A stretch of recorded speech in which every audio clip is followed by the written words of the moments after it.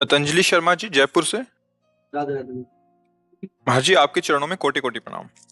महाराज श्री, हमारी संतान जो हमसे उत्पन्न होगी, क्या वो अपने पूर्व कर्मों के अनुसार शरीर मिलेगा या माता पिता के कर्मों के अनुसार? अगर माता पिता के कर्मों के अनुसार उत्पन्न होगी तो क्या सावधानी रखें? कृपया मार्गदर्शन करें।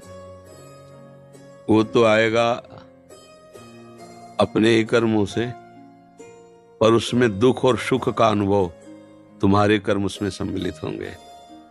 अगर आपने पूर्व में जो जीव पुत्र रूप में आ रहा है उसके साथ अभद्र कर्म किए हैं तो आकर के जीवन भर आपको जलाएगा, आपको दुख देगा।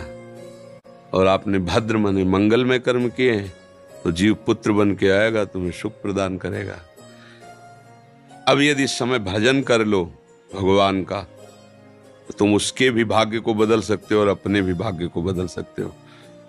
ये भजन ही एक ऐसा कर्म है जो सब सुधार देता है। मार्कंडेय ऋषि के पिता महाराज मृकंड ने देखा, बहुत ज्योतिषाचार्य थे, कि 5 वर्ष में मेरे पुत्र की आयु खत्म है, मर जाएगा। बड़ी चिंता हुई कि जीवन भर भजन करते रहे, तपस्या की।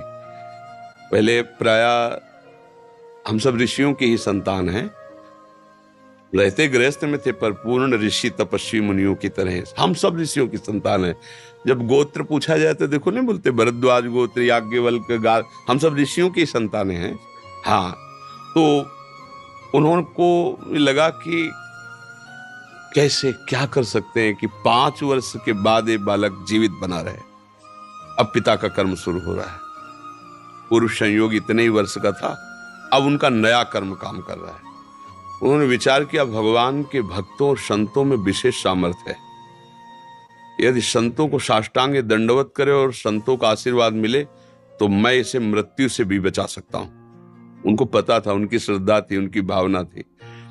तो प्रायः पवित्र नदियों के किनारे ही ऋषियों के आश्रम होते थे, तो गंगा जी के समीप ही तो घाट में खड़ा कर देते। जो भी संत दिखाई देते, वैष्णव तिलक या शैव तिलक, वो सबको आदेश कर, छोटा सा बालक 2 वर्ष 3, साष्टांग प्रणाम करो, साष्टांग प्रणाम करो।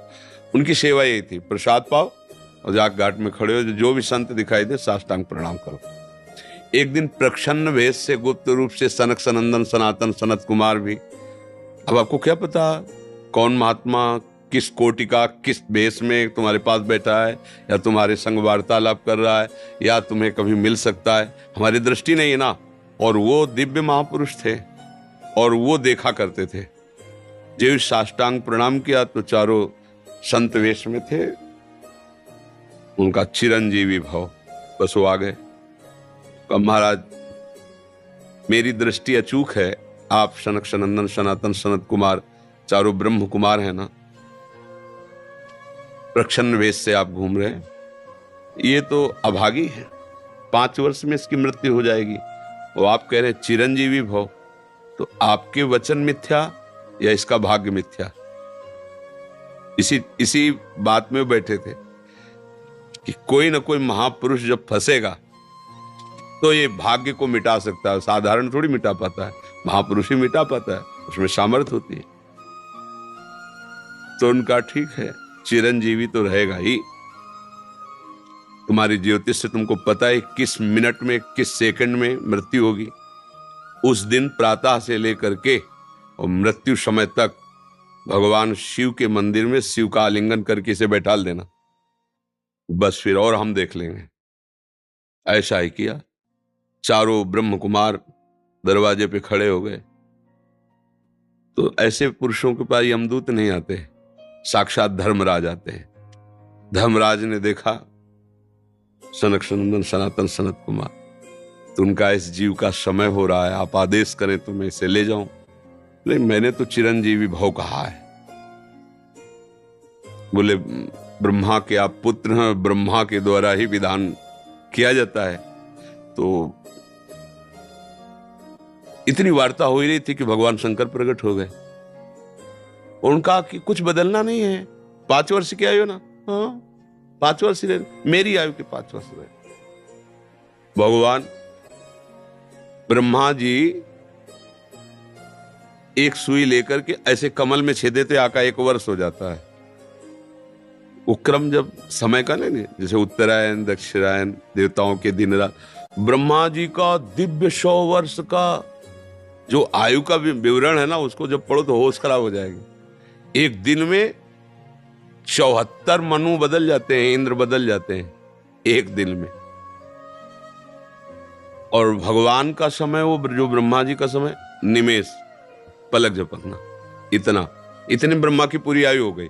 5 वर्ष उनके, आज तक मार्कंडेय जी जीवित है, उनको चिरंजीवी ऋषि कहा गया है मार्कंडेय जी का। अगर पिता भगवान का भजन करे तो अपने भाग्य और पुत्र के भी भाग्य को बदल कर जैसा चाहे वैसा कर सकता है। भावी मेट सके त्रिपुरारी। अगर भजन बल है तो फिर आनंद ही आनंद है, नहीं तो दोनों के कर्म संयोग से ही संयोग बनता है। वो तो मान लो पुत्र रूप में आ रहा है, अभी हमारा आपका पूर्व जन्म का कोई संयोग तो आपको देखते ही चिढ़ पैदा हो जाएगी। आप ऐसे वचन बोलेंगे कि मेरा हृदय जलने लगे, ये आदमी क्यों आया हमारे सामने। वो हमारा कर्म है जो आपको भी जला रहा है, मेरे को भी जला रहा है, दोनों में द्वेष पैदा कर रहा है। और अगर अच्छा देखते ही ऐसा लगा कि मानो हमने बहुत समय से अपने प्रियजन को बाद में देख, ऐसा लगता है ये तो हमारे बहुत प्रिय, और देखकर आनंद है, आप जाओगे खुशी हुई, हमारे खुशी हुई, क्या हुआ। कर्म ही सबको दुख सुख देता है और कुछ नहीं। अगर कर्म को कोई मिटा सकता है तो भगवान का भजन मिटा सकता है दूसरा नहीं। खूब प्रभु का आश्रय लेकर के उनकी लीला गायन करो, नाम जप करो, सब ठीक हो जाएगा। और गर्भस्थ शिशु को भगवत चर्चा सुनानी चाहिए, उससे प्रभाव पड़ता है। जैसे माँ गर्भवती है तो चाहिए कि स्वयं स्वाध्याय करे, या फिर परिवार के जन कथा कह रहे हो चुपचाप शांति से बैठ के सुने और नाम जप करे, तो गर्भस्थ शिशु पर उसका प्रभाव पड़ता है। जैसे प्रहलाद जी जब कयाधु जी के गर्भ में थे तो नारद जी अपने आश्रम में लेकर के उनको भी भगवत चर्चा भक्ति का उपदेश किया, तो ऐसे महान भागवत 5 वर्ष में विश्व विजेता हिरण्यकश्यप को परास्त कर दिया। 5 वर्ष की आयु प्रहलाद जी की है और विश्व शक्ति संपन्न हिरण्यकश्यप परास्त कर दिया। अभिमन्यु जी गर्भ में ही थे, चक्रव्यूह का वेदन की क्रिया बताई तो 6 द्वार वेदने की क्रिया तक वो जगती रही, 7वें विश्व हो गई। तो फिर वो मतलब गर्भस्थ शिशु पर बाहरी चर्चा का प्रभाव पड़ता है, बाहरी आचरण का प्रभाव पड़ता है। यदि हम नाम कीर्तन, भगवत चर्चा, भगवत कथा वार्ता, तो उसमें भक्ति का अंकुरण हो जाएगा, गर्भस्थ शिशु में उसका प्रभाव पड़ जाएगा।